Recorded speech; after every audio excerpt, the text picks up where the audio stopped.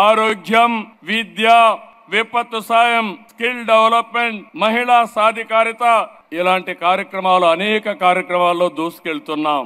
ఇదే సమయంలో ఇంకొక విషయం మీరు చూస్తే నాంది ఫౌండేషన్ పెట్టాం. నేను అమెరికాకు పోయి అమెరికాలో ఎన్ఆర్ఐస్ అందరూ కలిసి మేము కూడా రాష్ట్రానికి సేవ చేయాలి, తెలుగు జాతికి సేవ చేయాలి, గవర్నమెంట్లు ఎప్పుడైనా పోయినప్పుడు ఇబ్బందులు వస్తాయి, ఒక మార్గం చూపేమంటే నాంది ఫౌండేషన్ పెట్టి ఆ రోజు డాక్టర్ రెడ్డిస్ ల్యాబొరేటరీస్ చైర్మన్ ని దానికి చైర్మన్ గా పెట్టాం.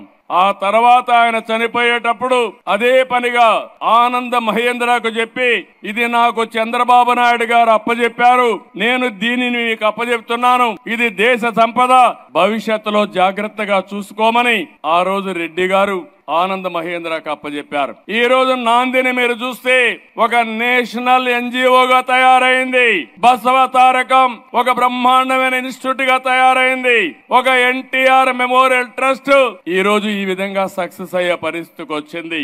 నేను గర్వపడుతున్న ఇద్దరిని చూసి.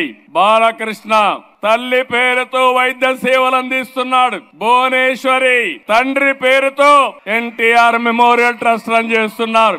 ఆ పుణ్య దంపతులకి దక్కిన ఏకైక గౌరవం ఇది. మరొక్కసారి ఆ పుణ్య దంపతులు తలుచుకోవాల్సిన బాధ్యత మనందరి పైన ఉంది. మంచి మనసుండే మనుషులు మన దగ్గర లేకపోయినా వాళ్ళ ఆశయాలు మన దగ్గర ఉన్నాయి, వాళ్ళ సంకల్పం మన దగ్గర ఉంది. అటు బసవ తారకం క్యాన్సర్ హాస్పిటల్ గాని, ఇటు ఎన్టీఆర్ మెమోరియల్ ట్రస్ట్ గాని శాశ్వతంగా ఉంటాయి. తెలుగు జాతి ఉన్నంత వరకు తెలుగు జాతికి పనిచేస్తాయని కూడా విజ్ఞప్తి చేస్తున్నా.